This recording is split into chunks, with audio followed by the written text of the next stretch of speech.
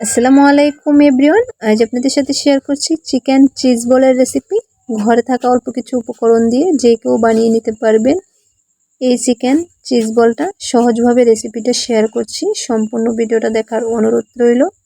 কথা না বাড়িয়ে মূল রেসিপিতে চলে যাচ্ছি। চিজ বল তৈরি করার জন্য নিয়ে নিচ্ছি চিকেন আর আলু। চিকেন আর আলুটাকে আমি রেগুলার পিস করে কেটে নিয়েছি।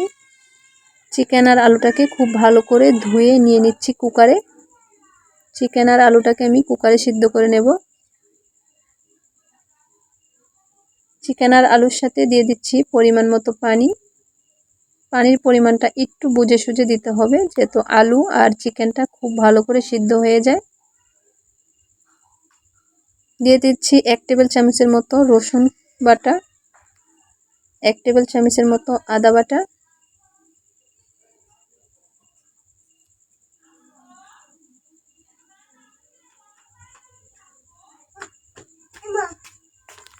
দিয়ে দিচ্ছি স্বাদ মতো লবণ, আর দিয়ে দিব সামান্য একটু হলুদ গুঁড়ো আর সামান্য একটু মরিচ গুঁড়ো। এবার আমি সিদ্ধ হওয়ার জন্য বসিয়ে দিচ্ছি কুকারে। প্রায় 15 থেকে 20 মিনিটের মতো সিদ্ধ করে নিতে হবে। খুব ভালো করে সিদ্ধ হয়ে গিয়েছে, আর একটু ম্যাশ করে নিয়েছি। ম্যাশ করা আলু আর চিকেনে দিয়ে দিচ্ছি কুচানো পেঁয়াজ, কাঁচামরিচ আর ধনেপাতা কুচি, আর দিয়ে দেব ভাজা জিরার গুঁড়া। টেস্ট অনুযায়ী লবণ দিয়ে দিচ্ছি। দিয়ে হাত দিয়ে খুব ভালো করে মেখে নিতে হবে।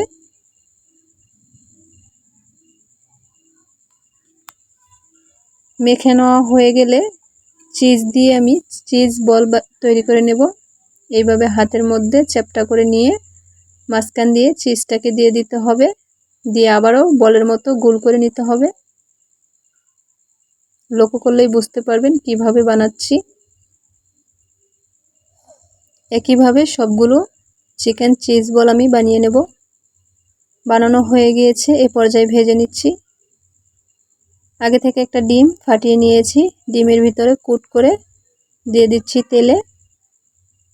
কড়াইতে পরিমাণ মতো তেল দিয়ে দিচ্ছি। তেলটা গরম হয়ে গেলে এইভাবে ডিমে কুট করে দিয়ে দিতে হবে।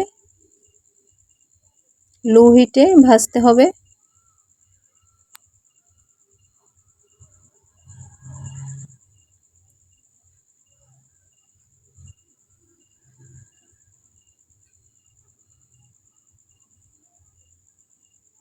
একইভাবে সবগুলো চিকেন চিজ বল দিয়ে দিয়েছি।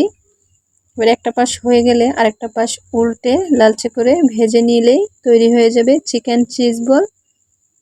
আমার এই চিকেন চিজ বলের রেসিপিটা যদি ভালো লেগে থাকে একটা লাইক করে দিবেন। চ্যানেলে নতুন হলে চ্যানেলটা সাবস্ক্রাইব করার অনুরোধ রইল। আজকের মতো ভিডিওটা এই পর্যন্ত।